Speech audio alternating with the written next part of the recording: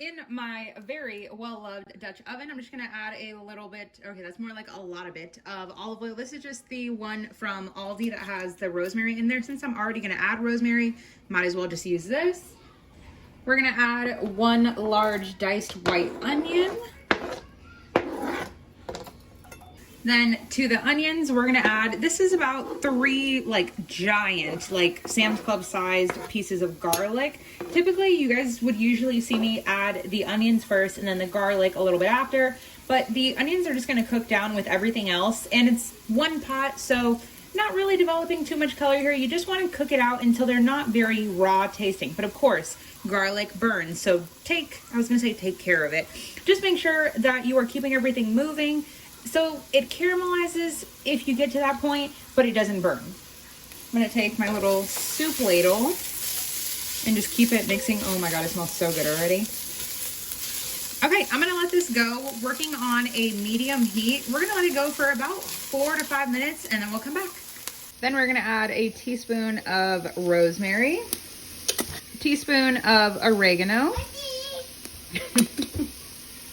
a teaspoon of basil, and of course some salt and pepper. I'd say about 1/2 teaspoon of each.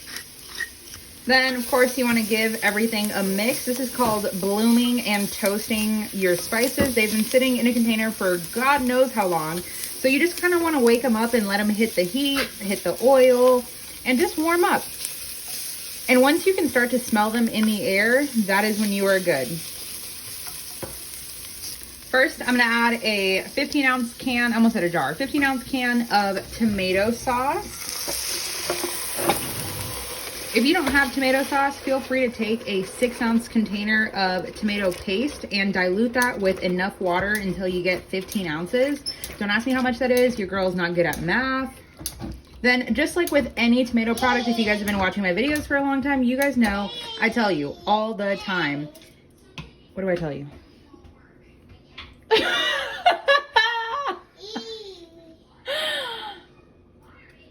Okay, now I remember. Just like I tell you guys all the time, with any tomato product, they are kept in aluminum cans, so it's metal. Metal is very absorbent in a way, if that makes any sense. So it is going to absorb all of, did you guys just see all that sauce I just spilled? It's okay. Anyway, you want to cook it out. You don't want it to taste very metallic-y and metal-y and just not good. You definitely have to let your tomato product cook out. If you have ever made a pasta sauce and you're like, this tastes like grass, but take away like the first 2 letters, that's because you didn't cook it out. You know, you need to naturally sweeten everything. Don't add sugar to your pasta sauce unless you are making like a 30-second pasta sauce. Then once you have your tomato sauce, I'm gonna add a 28-ounce can of crushed and diced tomatoes. If you had just all crushed or just all diced, it really doesn't matter. It's just, I guess, depends on how you want the final texture of your sauce, whether you want it to be super smooth, so you would use crushed, or whether you want a little bit of texture, then you can use, Beretta's handing me my silicone scraper, thank you. Then you can use just diced tomatoes. Realistically, any canned tomato product will work. Then just like with the tomato sauce, you have to cook it out. We're gonna mix both of these together.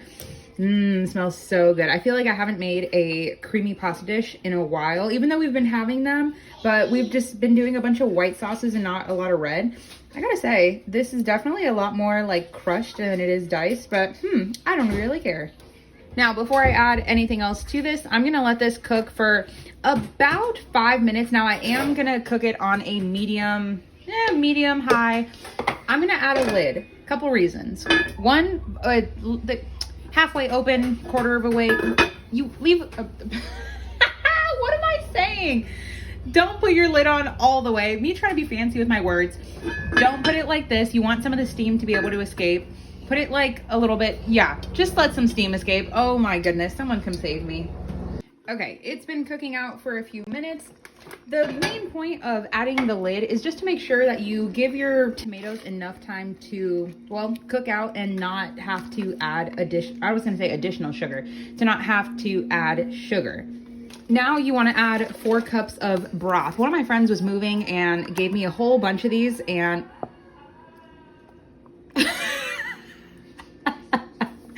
Okay, sorry, there is a movie going on in the background, but a friend gave me a whole bunch of these. So this is 32 ounces, so 4 cups of, if I could open it, some chicken broth. If you don't have chicken broth, feel free to use water and salt, water and bouillon, or homemade broth stock. Typically, I never recommend to use these. I always say make it yourself because it's so much cheaper. I don't even care if this thing was 50 cents. It doesn't even cost 50 cents to make it yourself, and it tastes so much better. But shortcuts for when you need them. So once you have all of that, and let me tell you guys right away, this is a big meal, and it is also extremely cheap to make it for a big family. So now I turn my flame up to a high. I just want to make sure to scrape the bottom and the sides to make sure nothing's burning or getting too stuck. Okay, pretty good. Now I'm going to add the lid back on. Ugh. We're going to add the lid back on. I'm going to set my timer for about 5 minutes just because I know it'll take roughly 5 minutes because I'm going to walk away. It's going to take roughly 5 minutes for this to come up to a bubble. Then, why don't I just explain it to you now? Then we're going to add our tortellini. Now, I highly recommend getting the ones from the refrigerator section. I know they're a little bit more expensive, and I know you can freeze these also, by the way. So don't feel like when you buy them, you have to use them right away. You can freeze them. Clearly, I got this at Aldi. You would think that this video is sponsored considering the fact that I got almost everything for this from Aldi. Anyway, they were like $4.30 something cents. Of course, the dollar off, $3.30. This is 20 ounces, and they're filled with cheese. So I mean, I don't ever see anybody making these from scratch, but it's just a different alternative to just having like a regular pasta or a regular like creamy pasta soup. Anyway, we're just going to add all of these once all of this comes to a nice bubble and boil. And then depending on your tortellini, I should have read the, oh, okay, here are the instructions. It says for 2 minutes. Oh, okay, that's going to be way faster. I was going to say you guys should cook it until maybe, I don't know, 5 minutes. Anyway, wait, this mentioned in water, right? Okay, since this is thicker. Anyway.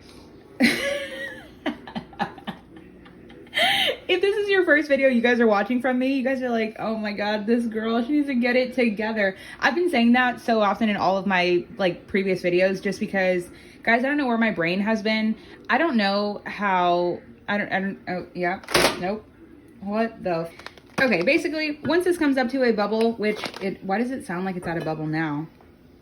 Okay, yeah, I see light bubbling, so we're just gonna add it now rather than waiting. So, do I have to cut this?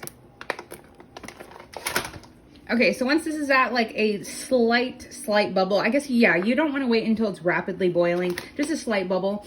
Now, typically you guys would hear me say, only add the pasta to, I guess this would be it's the soup, but add this to the sauce. Only roughly whatever you think you guys are going to eat for that day. But for this, since everything has to kind of cook together, we're just going to add it all in. So remember, this is oh my goodness, I should have added this. Okay, we're going to add it all on one corner. And then also remember, whenever you get, I guess technically this is fresh pasta. Whenever you get it, sometimes they will stick together. Don't rip them apart. Let it just kind of naturally happen in the water, because then you end up with them ripping, and I can't find my little thing.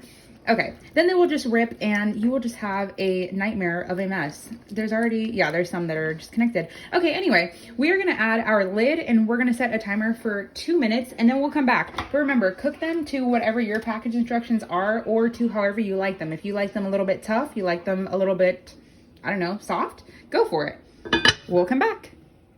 After 2 minutes, everything is perfectly cooked, but of course, this is a creamy soup, so gotta add some heavy cream. I'm gonna say start with a half of a cup and work your way up depending on how creamy you like it. I'm not even gonna use another dish.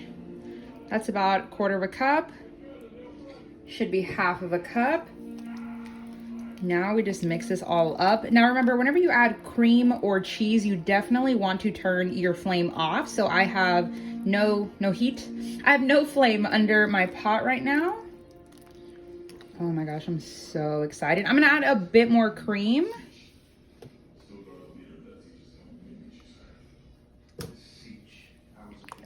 Okay, now I will say you do want to taste for seasoning, of course. We added some salt when we added the onion and garlic when we were cooking all that down.